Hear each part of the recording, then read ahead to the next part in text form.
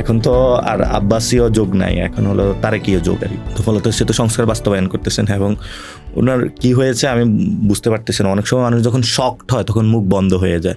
পার্লামেন্টে দেখে ওনার পক্ষে যায় সালাউদ্দিন হলে বিল উত্থাপন করে, উনি কোনো কথাই বলে না। কথা বললে না বুঝবো কি ভালো জিনিস না খারাপ জিনিস। প্রধানমন্ত্রী হিসাবে উনি চেষ্টা করছেন, যেমন উনি 18 ঘন্টা অফিস করছেন। তো আমাদের থাকে না, অনেকে ক্লাসে থাকে, ও পুরা রাত ধরে পড়ে কিন্তু পরীক্ষায় যায় হলো নাম্বার কম পায়। তো উনি এইদার হলো জনগণের সামনে এক্সপোজড হবে এটার ভয়ে চুপ করে থাকে, অথবা দেখা গেছে যে নতুন নতুন তো বিয়ে হয়, হানিমুন পিরিয়ড আছে, এই জন্য চুপ করে যে থাকে না, যে বিয়ের পরে হলো মুখে রুমাল দিয়ে, উনি এখনো রুমাল নেওয়া নেই তো, কারণ নতুন দুলা তো এই গভর্নমেন্টের।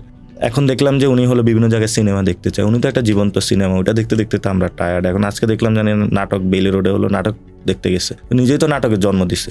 সরকার যে গণভোটের গণরায়কে বাস্তবায়ন করছে না কিংবা করতে চাচ্ছে না, এর কারণে অদূর ভবিষ্যতে আসলে আমাদের জন্য কি পরিণাম বয়ে আসতে পারে? তো যেই ভয়ঙ্কর পরিস্থিতি আসতেছে, ওই ভয়ঙ্কর পরিস্থিতিতে বাংলাদেশের অস্তিত্ব ঠিকানা অনেক কষ্ট হবে। বাংলাদেশ ক্রিকেট বোর্ডে বিভিন্ন ব্যক্তির যারা কাছের মানুষেরা আছে, পরিচিত মানুষেরা আছে এবং তাদের পরিবার পরিজনরা, তারা আসলে দায়িত্ব পেয়েছে। হয়তোবা বাংলাদেশ সরকার চিন্তা করছে যে টিকিটটা ধ্বংস করে দিই, ফুটবলের দিকে যাই আরই, এবং জাইমা রহমানকে দিয়ে হয়তোবা ফুটবলের বাংলাদেশে কোনো ভবিষ্যৎ উজ্জ্বল করবে। বর্তমানে বাংলাদেশে যে তেলের সংকটটা দেখা দিচ্ছে, তেলের সংকট কি আসলে আমাদের দেশে এত প্রকট, নাকি এটা কৃত্রিমভাবে সিন্ডিকেটের মাধ্যমে তৈরি করে রাখা হয়েছে? সিন্ডিকেটের জগৎ থেকে তো বিএনপি বের হয়ে আসতে পারে নাই এটা, এবং এটা তেল সংকটের মধ্য দিয়ে এটা আরো বেশি জনগণের সামনে উন্মোচিত হয়েছে।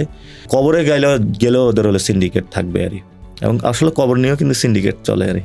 আজিমপুরের কবরস্থানে অনেক বড় সিন্ডিকেট আছে।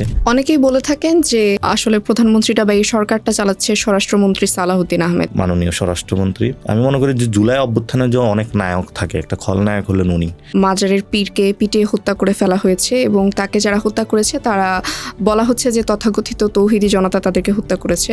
এই সরকার দায়িত্ব নেওয়ার পরে অনেকগুলো বিষয় একসাথে এসেছে, যেমন প্রচুর পরিমাণে ধর্ষণ হয়েছিল, আপনি যতটুকু রিকল, বাচ্চারা ধর্ষণ শিকার হয়েছিল, অনেকগুলো খুনের ঘটনা ঘটেছে, এখন মাজারে হামলার ঘটনা ঘটতেছে। টকশোতে যাওয়ার পর আপনি সেখানে পোলার আইসক্রিম আর ইগলো আইসক্রিমের মধ্যে মারামারি পর্যায়ে লাগিয়ে দিয়েছিলেন। ইগলির সিও ফোন দিছে যে আইসক্রিম পাঠাইতে চাই। অনেকে বলে থাকে যে নিজ দলের মধ্যে আপনাকে মাইনাস করার চিন্তা করা হয়, ব্যাপারটা কি সত্যি?